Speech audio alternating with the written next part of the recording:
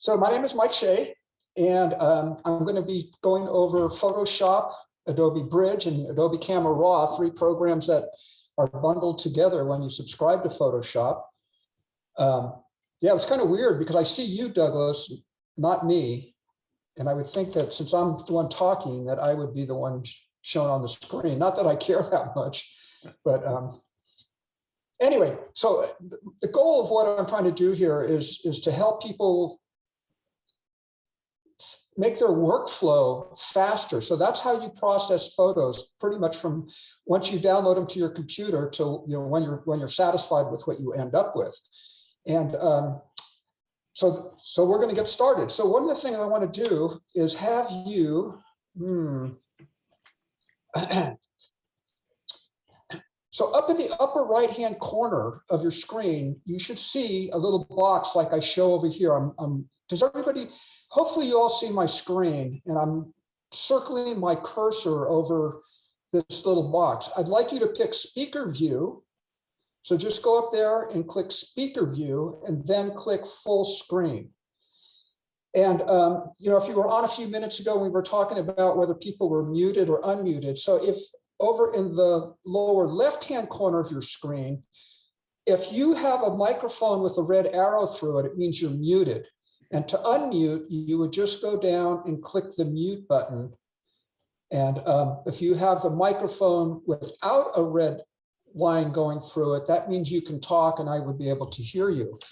If you use the chat feature down in the middle of the screen, I'm not going to be able to see your chat. So hopefully Douglas would be able to see that and then let me know, what you had to say. So hopefully everybody's clicked on speaker view up in the upper right-hand corner and then full screen. So once you're there, once you've done that, you should have a box, something like this. And there's 4 options over here. And if you click this minus sign, you won't see the participants. You will just see a little box that says talking mic at this point.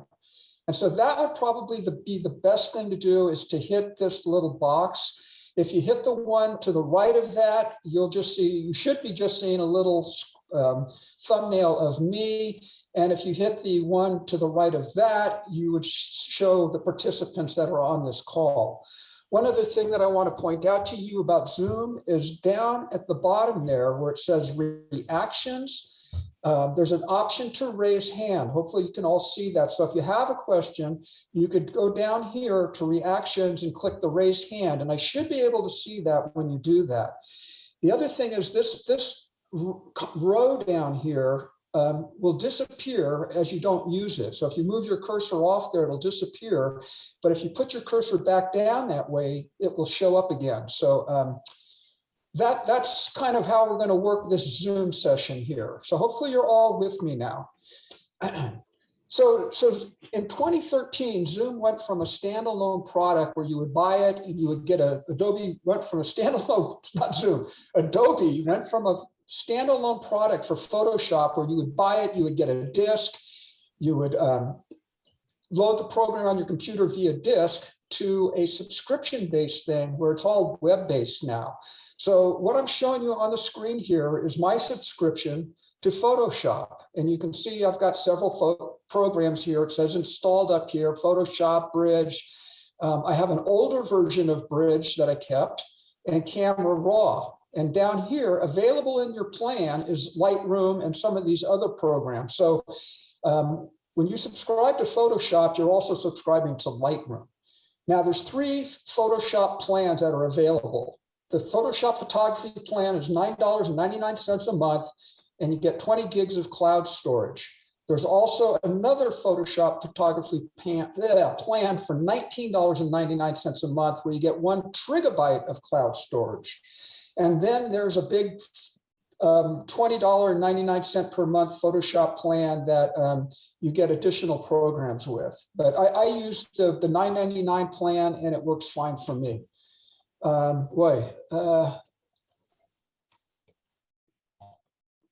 Yep. So having that, you are sharing your screen up there is going to interfere. I'm going to move over to this. So if you're considering buying Photoshop, or if you have Photoshop and have an older version, I want you to just take a look at this screen temporarily. It says Photoshop system requirements for window. So Photoshop just upgraded to version 23. Now, previously I had version 21, and I was going to do this session on my laptop, but when I downloaded version 23 on my laptop, man, it just started crawling. And here's why. So look over to the left here, and it talks about the minimum requirements of version 21. That was good until September 20th.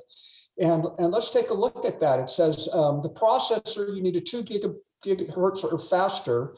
And for version 23, it's the same thing, 2 gigahertz or faster. For random access memory, or RAM, it says you only needed 2 gigabytes. 8 gigabytes was recommended, but you only needed 2. Well, look what happened now. Now the minimum is 8 gigabytes, and they recommend 16.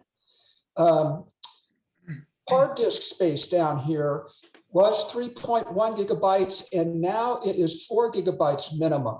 So before you go to upgrade to the new versions of Photoshop, you might want to check and see what your system has on it, and whether you can actually run the new version of Photoshop. Because when they upgrade Photoshop, yeah, they give you some great stuff, but it also eats up more resources. So what I'm going to do is I'm going to go down over here to the search box, and I'm going to type in system information, and it's going to show me the information about my system.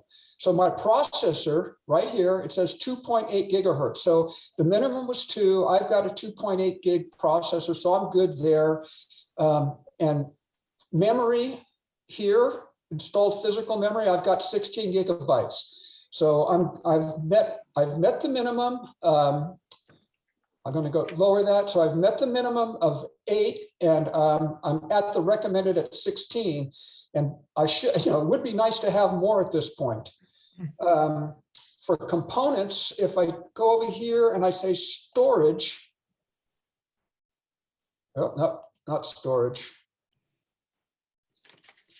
drives, this is going to tell me how much space I have on my drive. So I've got several drives here, and if you go through them, I mean, I've got plenty of storage space on my computer. So on this computer, I've met both the minimum and the recommended. The other thing I want to talk about is the graphics card. So if we look over here, it says graphics card. There was no memory requirements for the graphics card in version 21, and now they're saying they would like you to have 1.5 gigabytes of memory. So to find the memory for your graphics card, you'd have to find what your graphics card is, and then go to the manufacturer's website and see if you have memory there. But we're not going to do that. All right, so let me close these.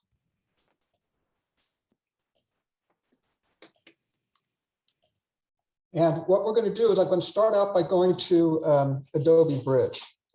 Now, I really like this program. This is basically a file management program that I use to keep track of where my files are and what they are. And I'm going to show you why I like it.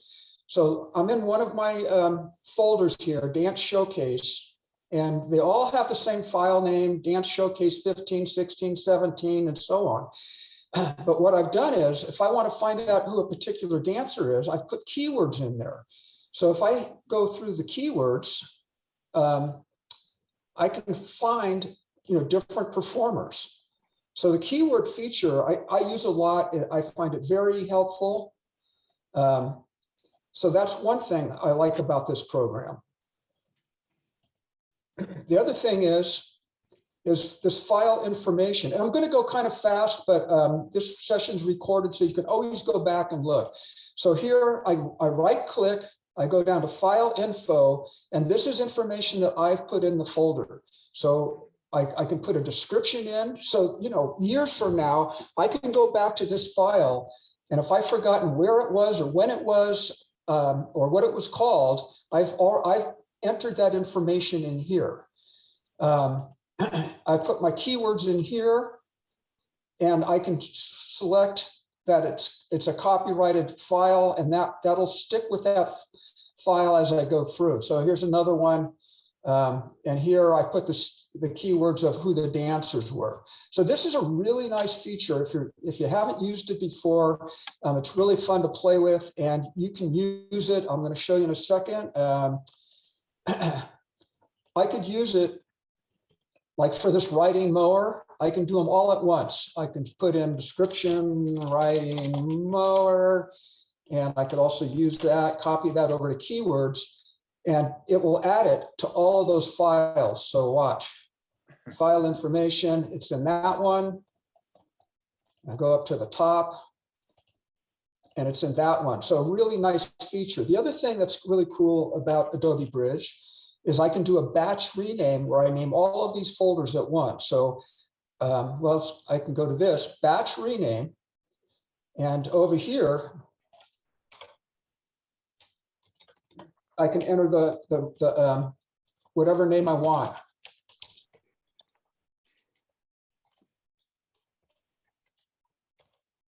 And unfortunately, you have to kind of reset things to one here by yourself. So I'm going to rename. And they've all, as you can see now, they've all renamed, and they've done a sequential number. So another really nice feature about Adobe Bridge. I use Nikon cameras, the Nikon software to rename programs. It works well, but you can't put as many characters in the file name as you can in Adobe Bridge. So that's another real nice feature. Okay, so there's another feature, these filters over here on the right.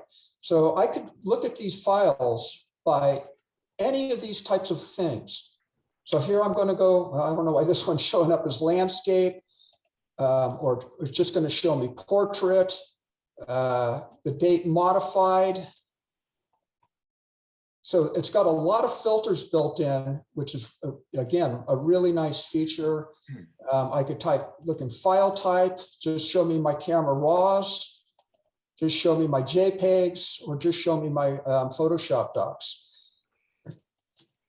And now there's a lot of these in here that I'm not going to use, and I know from experience I'm not. So if I click these three lines over here, I can go through and I can click some of these off. So I'll click off camera model, focal length. You can see it disappearing over here. So aperture value, I'm taking that off.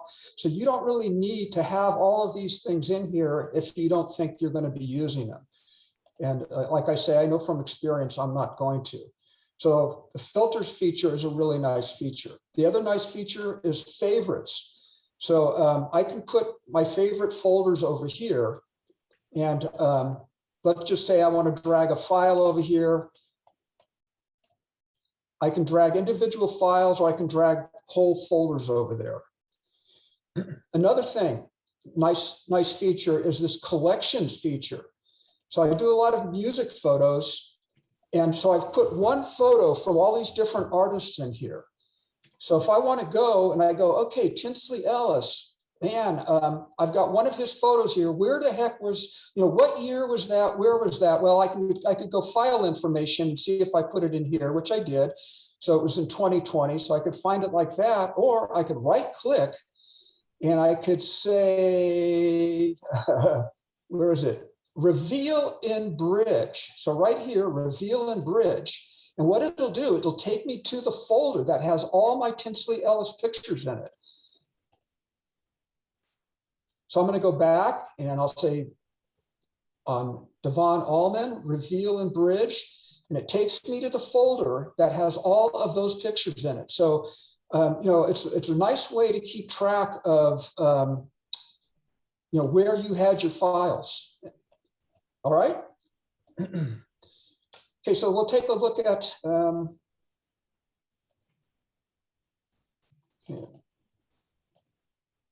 Mike, may I interrupt you for a minute? I just want you to know that you can hide those controls on the top of your screen. If you go into where it says your view, your share. Oh yeah. Okay. How? I don't have it in front of me because it's on your screen, but it's on the right-hand side. And it says hide controls, or it's either under more or three dots, and it says hide controls. Just kind of click around up on the green share bar. for Zoom. Okay, I see share, basic, advanced. Right, well, go to, one of the tabs has hide controls. It's on the very far right. If I go to more, More, hit more. I see hide video panel. Is that what you're That's talking it, about? that's it. Okay. Should help you. Ah, it's still showing up there though. There's another one then. There's two in a row. One is like hide video panel and one is hide control. Hide floating meeting controls. Okay, hide floating meeting controls. There you go. Okay, thank you. Yeah, that was in my way, so I Sorry to appreciate interrupt you, but I figured you needed to know that one. that. All right, so I'm going to go back. We'll go back to this folder here, and I'm going to pick one of these files. So the other thing about Adobe Bridge is look at all the information it tells you about your pictures over here. It tells me my f-stop, my shutter speed, my ISO, the document type, which is camera raw, how big the file is, when it was taken. Again, lots of information available. And some of this stuff, if you don't want to use it, again, you can go over here and I can go to preferences and I can say, okay, I don't really need to see this IPTC core, the extension. I could take some of this stuff out of here. So it'll disappear. I'll say, okay. And you see that's disappeared from the right-hand side. So for the metadata, I don't, I only have to have what I'm interested in looking at. Okay, the other thing about Bridge, if you look up here where my cursor is going, you've got different views that you can have. And I'm just going to kind of go through them. And you can also create a custom view, which is what I've done. So in Windows, under Workspace, this is where you would make a custom view. You would set it up like you want it to be, and then you would say new workspace and name it. And I've done that, and I've got mics. All right, so I'm going to move on now from Adobe Bridge to Adobe Camera Raw, and I'm just going to pick one of these files. And this is a NEF file. So NEF is the raw format for Nikon cameras. So I'm going to double click it, and it's going to take me to Camera Raw. So if you're shooting, there's always this debate about, is it better to shoot in JPEG or is it better to shoot in Camera Raw? And I generally, especially in difficult lighting situations, I would always shoot Camera Raw because it gives you more information than a JPEG. If I'm just shooting snapshots of the family or something like that, then I'll shoot JPEG. But a lot of what I do in Photoshop is based on a Camera Raw file. So Camera Raw, this is what it looks like. So the first thing I want to show you about Camera Raw is this feature down here, where you get your Camera Raw preferences. And you can choose your color space. There's all kinds of options here. You can choose your bit depth, 8 bits or 16. Obviously, 16 bits is going to have more information than 8-bit. You can choose your image size. And this drop-down menu allows you to change it to whatever you want. And you can choose your resolution. And the one thing I want to point out is, whatever you set this as, let's say I have it set what I want here, Adobe RGB, 16 bits, 45 megabit file size, 300 resolution. So when I open this picture, it'll be with these preferences. But if I change these preferences, so I'm just going to change the sRGB, I'll make them 8-bit. I'm going to lower the file size and I'm going to lower the resolution just to kind of speed things up. But the thing is that the next picture I open, it's going to have those same preferences. So if you change the preference thing, just keep in mind that every picture you open after that is going to keep those preferences unless you go back in and change it. And I've kind of got burned on this myself a couple of times by not paying attention to that. And I've opened pictures at a lower resolution and stuff than I would have wanted to. All right, so we've got that. And if I hit on I'm using a PC, so that's the only controls I know. And if I hit Control plus, you can see it enlarges, or I could just click on the picture and it'll enlarge it. You pick this little hand down there, the hand tool, and I can bring the picture over. Now I've found, let's see, there's a lot of controls over here in Camera Raw that you can use. And I found that there's only a couple that I end up using because most of the adjustments I do are in Photoshop, but the basic is a really good place to start. And what I find is that hitting auto, okay, now that's not a good option, right? So I've hit auto and let Photoshop figure out what it thinks I should do with this picture. And I don't think that's what I want to do. But let's just say I think it's a little bright, so I could take highlights and tone it down a little bit. And you can play with these controls, or I can take exposure and tone it down a little bit. I'm going to increase the contrast. I'm going to bring up the shadows just a bit. I'll bring up the texture. But you know, these are things you can play with yourself and figure out where you want it. And then you would click open, and it would open that picture. All right, so a couple things. Now I could go to another picture, double click it. And let's say I like that adjustment. Over here where these image options are, I could go apply previous settings, and it'll apply the last picture setting to this one. So just kind of a nice little trick if you've got a lot of pictures that, that you think are similar and you want to do it. So I'm going to cancel that. The other thing you can do is I could pick multiple pictures, double click one of them.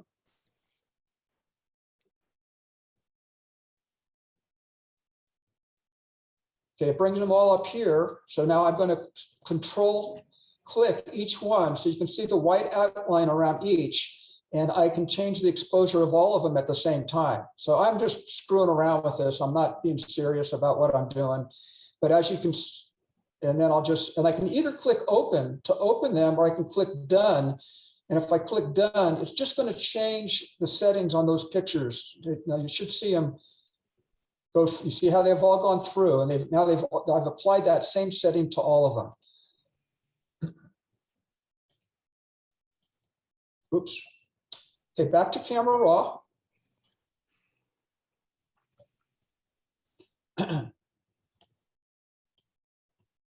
Another thing, in case you're not aware of, so here's all the options I have to of adjustments that I can make. So I don't use all of these, like I said. So I can click on one, and I could say here, edit panels to show, and it brings the panels up. So I'm going to click off of some of these that I don't use.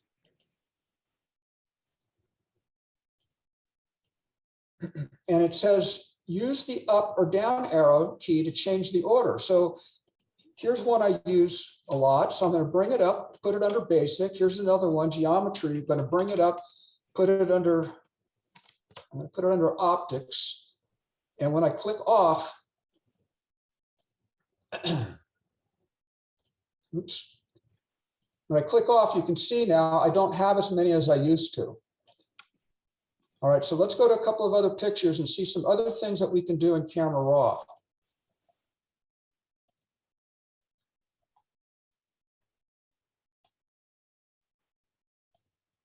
Okay, so this picture, you can see it's not level. So if I go to geometry, you've got options to level the picture. So you can do this in Camera Raw. You can pick which one you want. And then I can either open it or just say done. So I'll just say done. I'm going to close this.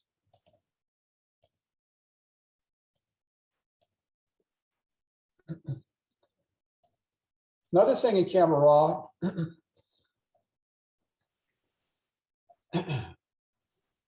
well, actually, let me go back. Oops, don't want that. Sorry about that. Okay, so this is a scanned picture of BB King. It was scanned at 4,000 pixels per inch. I guess that stands for, and it's really small. It's only 1 inch by 1.5. But if I open it in Camera Raw,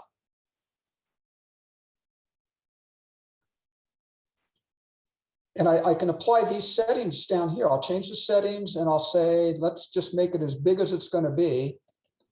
And I'm going to change it to 300 DPI. I'll open it. And now if I go up and look at image size, it's taken, instead of being 1 inch by whatever it was and 4,000 DPI, it's changed the resolution and it's changed the size. So another nice thing in Camera Raw, if you've got scans or if you've got pictures that there's another one that I took in a different camera over here. This is my Sony camera, and it shoots things at 350 DPI. And if I open it, I can open it in 300 and change this file size. So it's just, another kind of cool feature. Now, with one of my lenses, I get a lot of chromatic aberration in pictures like this. So I'm gonna enlarge this quite a bit, take the hand tool and go down or go up into the branches. And at this size, okay, so this is 100%, and you can just start seeing the chromatic aberration. You see this? You see these outlines of red and kind of the greenish blue here? So before I open this picture, I can go into the Details tab. Oh, that's not the one I want. Excuse me, the Optics tab, and I can click here, Remove Chromatic Aberration. And you see how it takes that out? So if you're just doing a small picture, you don't really need to worry about this, but if you're going to try to enlarge a picture, a lot of times that stuff will show up. And sometimes it doesn't do it automatically. So you down here on Fringe, I can go in here and I can take the slider here. Let's see, I'm going to enlarge it even more. Okay, so I'm raising the slider here, but you can see nothing's happening to the reddish fringe there. So I can take this slider, move it over, and try to get closer to what this color is. And now you can see it's taken the red out, and I've got a lot of the green here. And again, I can take this slider, move it over, and then I can take that green out. So there's kind of two ways to do it. I mean, the easiest one is just to click this button up here, and I'll say done. So that's also a useful feature. And like I say, it normally, for me, it's like if I have a tree against the sky, I end up getting stuff like that.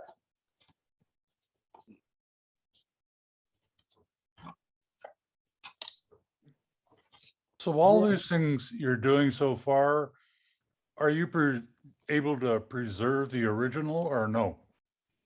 Okay, well, let's look at this last image.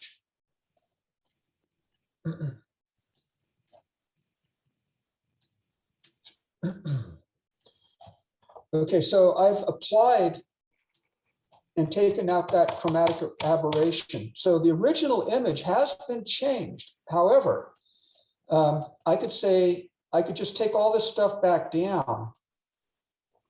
Well, actually, yeah, okay, if I open it,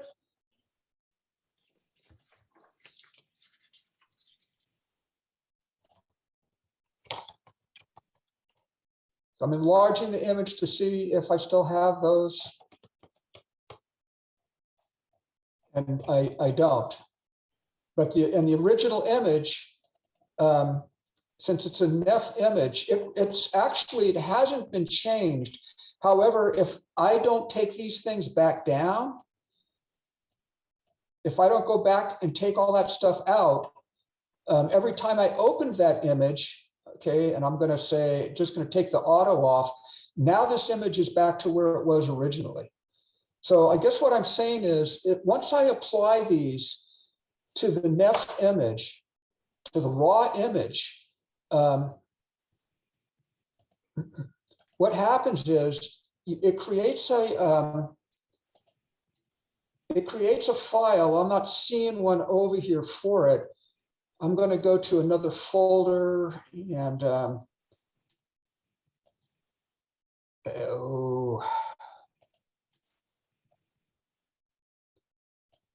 and let's see, I don't think, I'm sorry.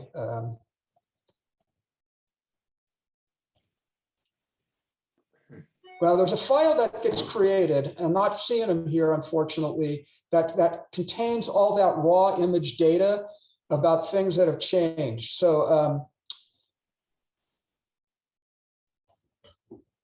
so I guess what I'm saying is, yes, the NEF image, every time you open it, it's going to retain those settings. However, I can take it back, or if I could find the darn image, the file type, it's like XML. It's XMP, Extensible Metadata Platform. So that's a file that gets created that tells Photoshop or Camera Raw, what changes you wanted on that image. And I'm not sure why I'm not seeing those, because a lot of times those things will show up. All right, so that's Camera Raw. And you can also use Camera Raw. Okay, I'm going to open this file. This is a JPEG file. Now, if I double click this, it's just going to open it up in Photoshop. But I can click on it here and go up to File and say Open in Camera Raw. So I can also open JPEGs in Camera Raw. Now, you don't get quite as many features, and I'll just show you one of them, for instance. Excuse me, Mike, can I jump in for a second? Sure, yeah. Your talk title is Beginning Intermediate Photoshop, and I think a lot of people are hoping to get to Photoshop. We're getting to Photoshop in just a second. Okay. Yeah, but I mean, to me, to work on a file, you need to know all these other things. You need to know where your files are and what you can do before you get them into Photoshop. So anyway, that's what we're going to go next, is Photoshop. Okay. Sorry about that. All right, so you should see my Photoshop screen. Yeah. And there's a big blank screen.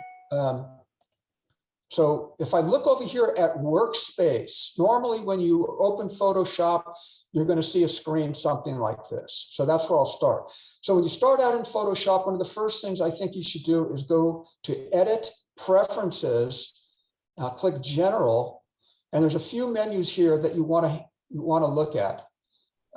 These are going to help you get through Photoshop a lot quicker. One is Performance. So over here, you've got a slider here, and it's saying let Photoshop use.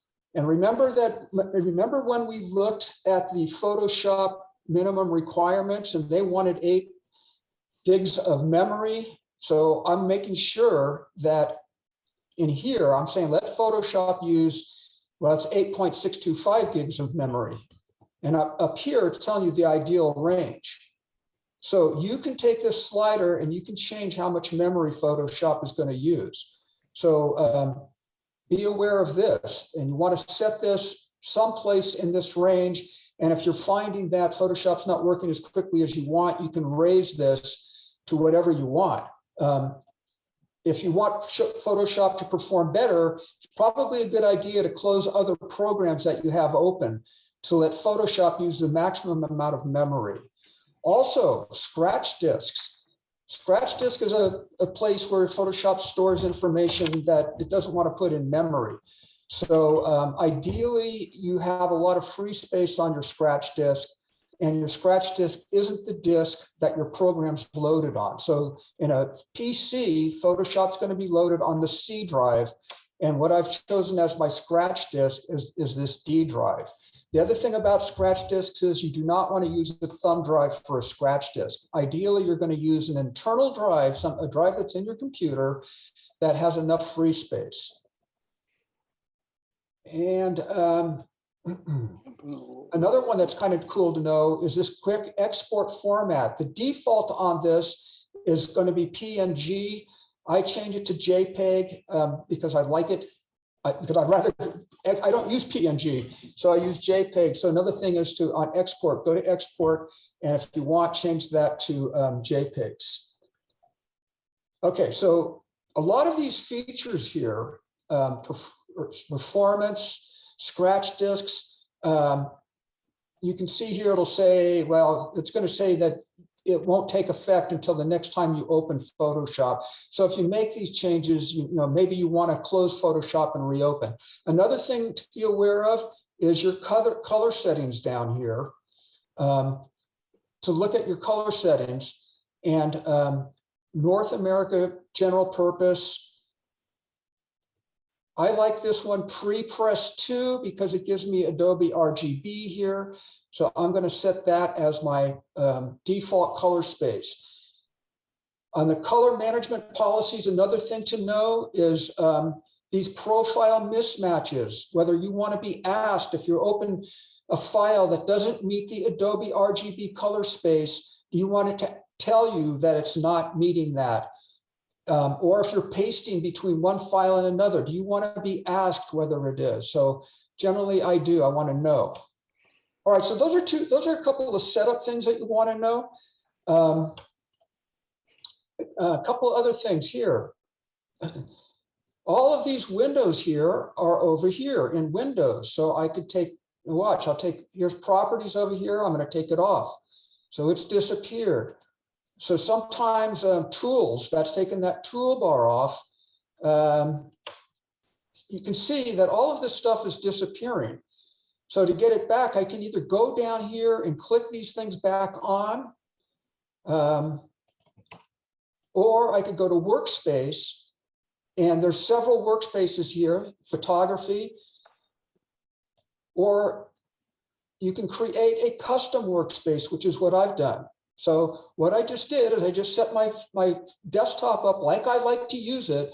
And then I've gone up here to Windows Workspace. And well, I said new workspace and I named it Mike, because I like all of this stuff together. I don't like it spread out. I don't have a big computer monitor that I'm working on right now. So I like things compressed like this. Okay, another thing about trying to maximize Photoshop's potential. Okay, I'm going to open a file.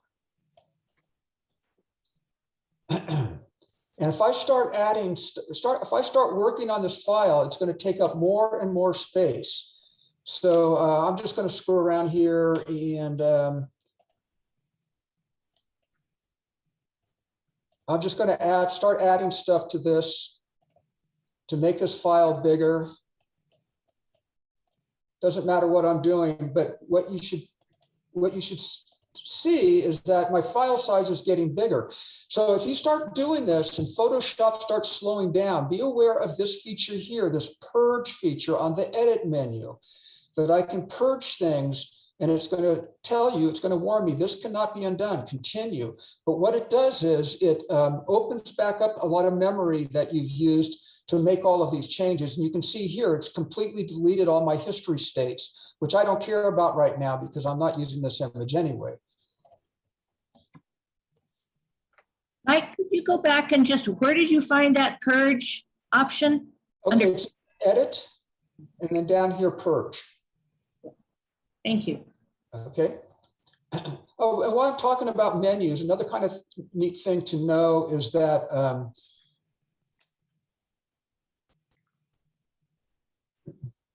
well, we'll get to that later, maybe.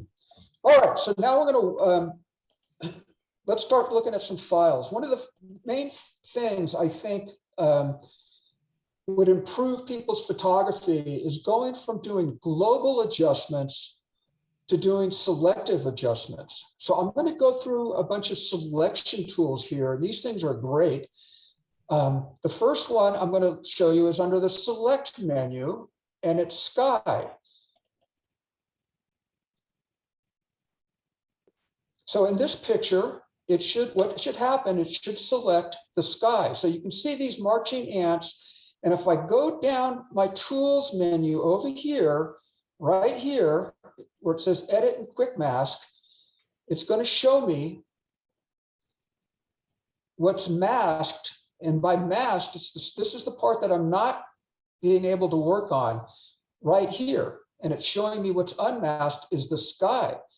Okay, so now I've selected the whole sky. So what I could do, one of the things I could do, I could say save selection and type in sky here.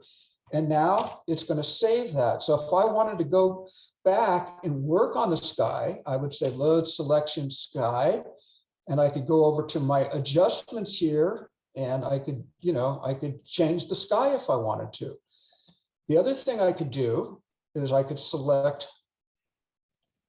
sky and I could say invert. So now if I'm inverting, now it's just going to work on the individual item there. Okay. So let's look at some other selection tools. Okay, okay, here's another thing. All right, you see how I'm getting this stuff here over here? I'm clicking magic wand, it's giving me all that information, spot healing, but I mean, to me, that's annoying. I know what these tools basically are, what they do. I don't like having this. So I could go up to my edit. I'm going to go back to preferences. I'm going to go to general. And where the heck is it? Okay, so in the tools menu here under options, I'm going to click off this show rich tooltips. So I've clicked that off. And now when I go back and look at these, it's telling me what it is, but you can see I'm not getting all that extraneous information because I don't personally need it. But if you like it, that's fine. If you don't like it, then that's how you get it off. Okay, so really nice tool here is the object selection tool. So I'm going to just, you saw it before, that selecting the sky and doing an invert was a quicker way of getting just this, of these flyers here. But this object selection tool comes in handy a lot of times when things aren't in the sky. So I've gone here, I'm going to go click down to see what I've got. Okay, so you can see it did a pretty good job of selecting things, but there's a bit of sky in here. So I'm going to go up here. I'm going to name this, select, save, I'll go writers.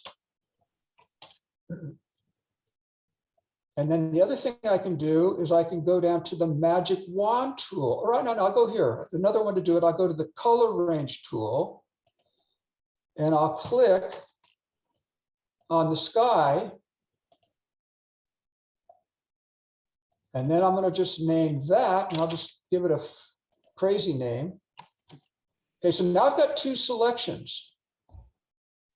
So I'm going to go select, and I'll say load selection. So this is another thing you can do. And this probably isn't the best example to show you on. All right, so look at, so now there, and you can see within the blades here, there's a lot of sky showing. And I could say load, and I'll load my other selection. And I'll say here, subtract. So now when I go back and look at it, you can see it's taken a lot of that out. I mean, the better way would have been to do it the way I did originally was select sky and inverse, but this is another little trick you can use when you're making selections. Oh, actually, I'm going to go back here. And by the way, just to point out, a lot of times making selections is a slow process. This lasso tool is a great tool. To me, it's the quickest way to take something in or out of a selection. It's not really accurate, but what you have up here, you've got several options. I basically only use these two, which is to add a selection. So I'm going to click add, and let's just say I want to add the sky around these guys. I'm going to go just like that. And now my selection's been much expanded. It's the whole thing there. I'm going to go back up my history state because I don't want that. And I'm going to click this one, which says subtract. And I'll just say, let's just say I want to subtract that. Okay, so another quick way to change a selection. And again, this probably isn't the best picture to use it on, but just remember that in fact, we'll go to another picture and I'll kind of try to show you. We'll go to this one. And I'll say select sky.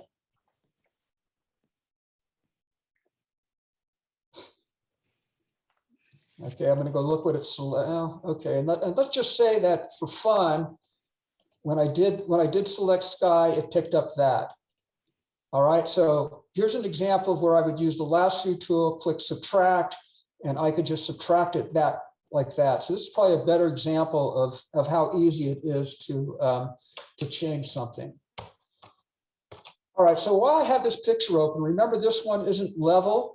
And now I showed you that you can level it out in Adobe Camera Raw. Now, had you not done that, here's another way you can level it. I could say in the view menu, I could click view and say rulers. And so you can see I've got a ruler up here and a ruler over on this side. And if I go up to rulers, I can drag a line down like that. And then I can either go to image rotate. And here I would pick arbitrary, and I can kind of just guess, and I'll just say, I want to go 4 degrees counterclockwise, and you can see that it's rotated the picture. So that's one way to do it. Another way would just be to go to my crop tool over here and grab a corner, and you can see my cursor, and I can just level it like that. So a couple of different ways you can level a tool. Now I want to get this line out. I would go up to the view menu and say clear guides, and that takes the ruler out. But the rulers come in handy from time to time, especially if you're going to, like, let's say, do a gallery wrap, and you need to add stuff to the edges. So while I've got this picture, let's just look at the difference between image size and canvas size. So image size, you can see this image is 3.49 by 5.27. So image size, I can raise the image, and you've got a drop down here that tells you, gives you some options whether you're going to enlarge the image or reduce the image. And I'm going to enlarge and say preserve details. I can choose whether I want to reduce noise or not. Well, this is probably not a very noisy image, so I'm not going to worry about it. So that's one way to enlarge an image. If you're trying to enlarge an image really large, there's a technique called stair stepping, where instead of going from, let's say, 3.49, and I'm going to go, oh, I want to make it 18 inches tall, well, I'm going to lose a lot of detail. So instead of doing something like that, you could do this stair stepping where, so it was 3.49 to start, where you raise it maybe 10% each time. I'll just raise it, I'll just go 6. I'll go more than 10 and say image size, and then I'll go 10. So I'm stair stepping. So it's adding pixels, but instead of adding a whole bunch of pixels at once, it's just adding a little bit of pixels as I enlarge it. So it's just another technique to enlarge an image and maybe get a little bit better resolution than you might otherwise get.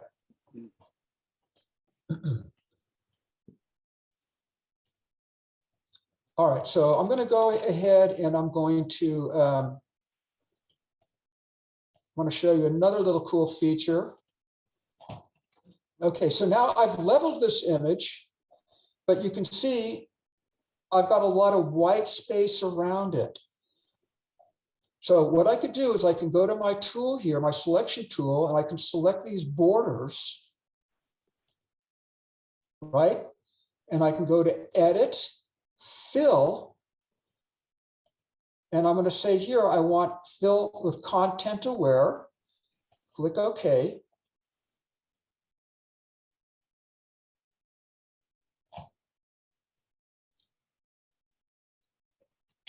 And you can see it's added. Now, you see what happened here? I've got a line, so it didn't fill it completely. So the way to resolve that is to say fill, and then I go back up to select, modify, expand, and I think I only need to really expand it 1 pixel. And now if I say go fill content aware, okay.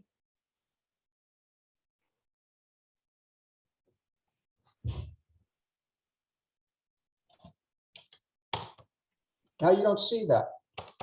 Okay, another cool little feature. Let's go back and do this. There are things called actions. So Windows, there's an action menu, but I have it preloaded into my workspace here. And I've created my own action where I can do that instead of going over here and doing all this. I can just say here, content aware, and I just go ahead and do the action. Oh, come on. And it's saved me those keystrokes. All right, so an action is a pretty cool little feature. So there's the action menu. There's some default actions here, like let's just pick wood frame. And then down here is where you would run the action. And it's saying image size must be a minimum of 100 pixels. Well, it is. And you see it's added a wood frame to that. So you can either create an action, and to create an action, you would go down here and you see where it says create an action. So create an action. And I could, when I do them, it's not, I'm sorry, that's create a set. I want to create a new action. Sorry about that. And it says action 1. So I'll say Mike's test. You want it in the default actions, or I want it in my personal actions. And then I can choose a function key. I'll say F4, control F4. So I'm going to say Mike's test. And I would like to put up here what the keystrokes are. And then I'm going to record it. And let's just say I want to go image size, and I want to make it smaller. And I want to change the color setting. Oops, sorry. I want to change convert profile. I want to change it from Adobe RGB up here to sRGB. I'll say that. And then when I'm done, I click over here. Okay, so your actions are down here. So now we'll go back. And now I've got my action, and I can either hit Control F4 and it does the action, or I can click it here and then click it here. So I know I'm going fast, but if you have repetitive keystrokes that you find yourself doing on images a lot, consider making an action to do those for you very quick. One of the ones that I've used a lot, I'll go back to Mike's. Oops. Is this one. So this one, 1080 tall sRGB. So if I want to submit a picture to the camera club, so let's look at this image. I'm going to make it, I'm going to change it to pixels. So you could see that this image would be too high for the camera club, because our camera club limit is 1080. So I've created an action that it automatically makes my image 1080 tall, and the resolution 72. So when I go to submit an image to the camera club, I don't have to screw around doing a lot of different things. I just click my action and it's ready to go. All I need to do is save it. Boy, I'm running out of time. Okay, so let's go back to selection tools, because they're very important. So the selection tools are over here and up here under select. We can select color, color range tool. If I want to, select, let's say, the darker things, and I take this slider here, and you can see it'll either select more or less. So let's just select a lot. Again, let's just say I wanted the ground, and I take this lasso tool. I can take these selections out of here. The other selection tool that's really nice is this quick selection tool. So I don't use it as much anymore because of the content aware, but let's just say I wanted to select this rock. I can select the rock like that. And again, well, I selected it with the minus sign, but I should have selected it with the plus sign. So if I want to add selections, oops, if I want to add selections, I can just do like this. So now I've got 2, and then I can do another one. So the selection tools over here and up here. And again, really a nice feature to do selective adjustments instead of global. So let me just show you really quick. Okay, global adjustments. Let's see what happens. I do a global adjustment here. It brings everything up. It brings the stage up and it brings her up. Probably not what I want, but if I take a selection tool, I'm going to say the object selection tool. I should have leveled this first, but I'm running out of time, so I'm not going to do that. I'm taking the object selection tool. Give it a minute, and it's going to select her. Now it's selected her. Now I could use one of these tools and just bring her up.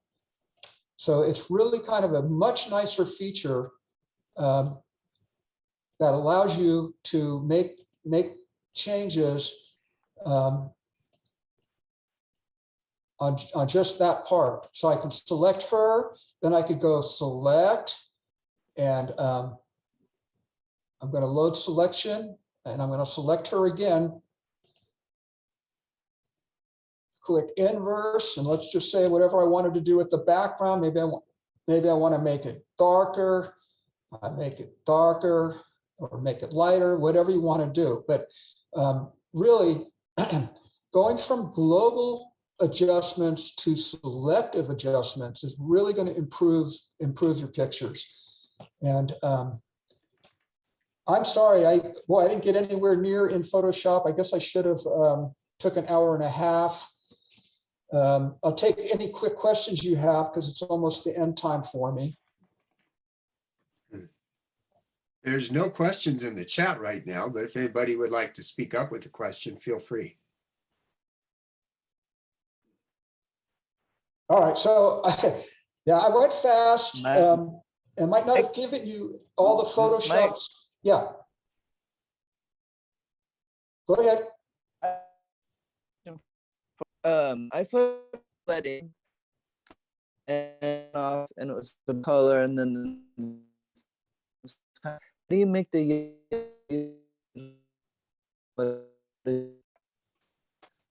I'm sorry, it's your voice is really cutting out. It must be the internet connection. it a little? There's a photograph and a photograph without a flash. You want to fix the photograph that's yellow and make it a good white color. How do you take one that's not done, match it to the other one?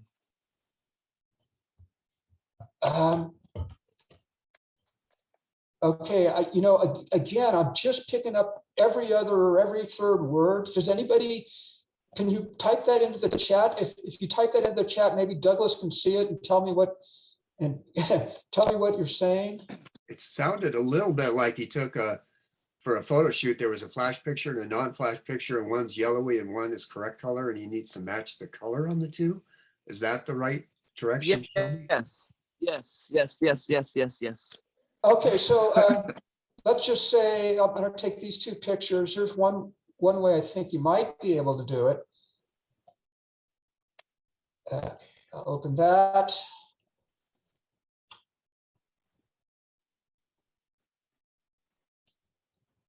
Okay, I should have two images opening up.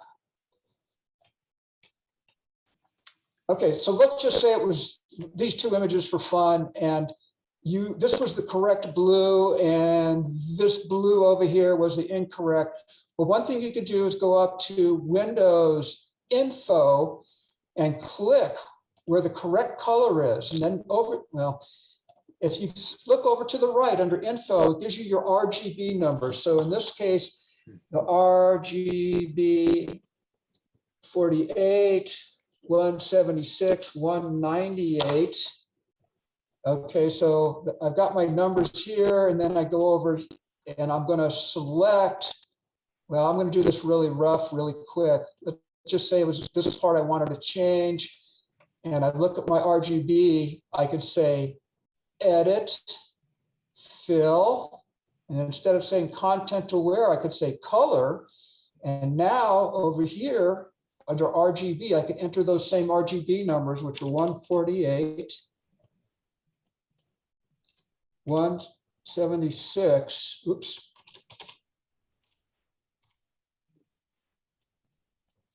And 198. I'll say okay and okay, and you can see it changed the color.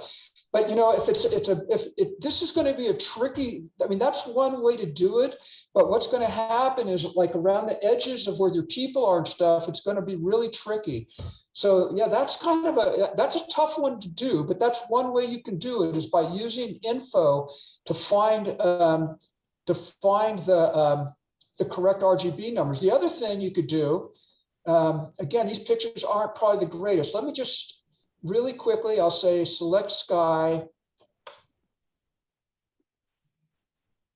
And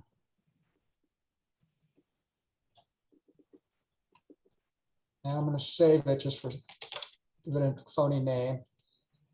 And let's just say again, I wanted to just, well, let me back up here.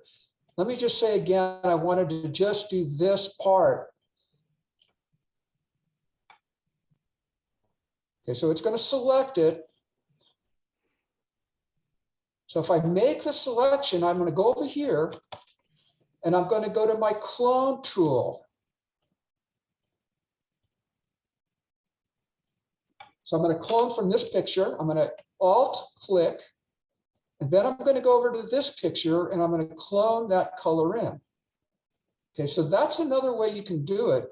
And well, I'm hitting the edges of this picture because this picture is a lot smaller, but you can see because I've made the selection, it's only cloning within the selection. So since if you're working around people, you probably want to select the people, invert it, and then you could clone the sky around them from the sky that you like. So that's another way to do it. And you're selecting and putting in opaque colors. You can also do color, so it's transparent. Okay, so, oh, go ahead. We are getting towards the end, and Jim Bear asked a couple minutes ago, asked a question that's kind of complex. I'll see if you have a quick response to it. He said, what is your strategy for using layers? When and why move them above or below each other? So we'll just go to a picture. So for layers, yeah, I use layers all the time. And what you'll notice here, down here, if you look, it says 4.49 megabytes. And you know, once you add a layer, I go like that. I'll select her headdress.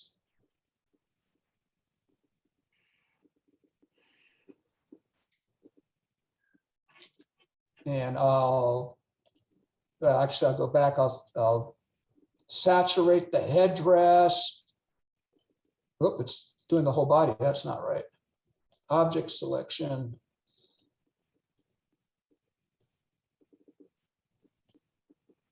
Saturate that. So now I've got a couple of layers, and you can see my file size down here is increased to 5.46 megabytes. I'll go in here, I'll add a photo filter, make it real. So now I've got all of these levels, these layers. The other thing you can do with layers, so like over here, I can go saturation, I can rename it headdress, which is really kind of convenient if you have a lot of levels. It's really convenient to rename these. So all I'm doing is I'm clicking, I'm double clicking in here. And I'm just typing in whatever it was. Oops, I guess I erased that one. I didn't mean to. So that's a convenient way. So Jim, you're talking about moving layers. So I could take a layer and I can move it up. Don't really usually have to do that too much. I mean, there are instances where that becomes necessary, but off the top of my head, I can't think of what those would be. I don't know. Did I answer the question or no? What I was looking for is what happens when you change the position of a layer in the stack? Does it, what's the relationship to the layers above and below? Does it uncover, cover? What does the position in the stack mean? I think for layers like this, it doesn't really mean much anything. If you were to add text, if I were to add text in here,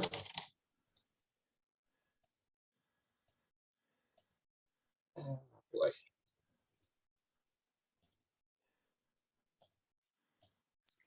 Just a quick note while Mike's getting that, we are past the time. If anybody feels they need to get to their lunch plans to be ready for the next section, go right ahead and drop off if you need Yeah, to. so, and again, I'm sorry that I went fast and maybe I didn't cover everything you wanted to see, but I really think it's important that you know about file management and the great system Bridge is, and then how to open pictures in Camera Raw. But Jim, I think that, for like stuff like text layers, those can have I think more of an impact on when you move things. I'm not sure this is showing anything like that, but that's usually where I end up finding, well, you can see actually what it's done here is it's changed the color of the text. See, as I move this text layer, you can see it's kind of changed the color of it. See that? So that's where I find the changes more or less take place. And while we're talking about layers and colors, I mean, when I make a layer and it says normal, if I change it to luminosity, that's another thing. If you make a layer and you see the color change that you didn't want, change it from normal to luminosity, and that should take that color change out of there. So again, I don't know if I answered your question, Jim, but I don't normally, I don't think you need to change the position of the layers, or if you do, it's not going to have too much, it's not going to have an impact, I don't think. And if Kathy's still on, or Douglas, maybe one of you have a different opinion, that's fine. Yeah, it sounds like a topic for a future class. Yeah, maybe. Yeah, I can talk about that in the other class. Okay. So I'm not seeing any Zoom controls, Douglas, now, or Kathy at this point. How do I get them? Oh, escape, I think it said. Okay. Yeah, exactly. So I'm going to stop sharing. And I thank you all, whoever was here from the session. And I hope that you got something out of it. Yeah, thank you, Mike. Okay, bye-bye now. Bye. Okay. Good job, Mike.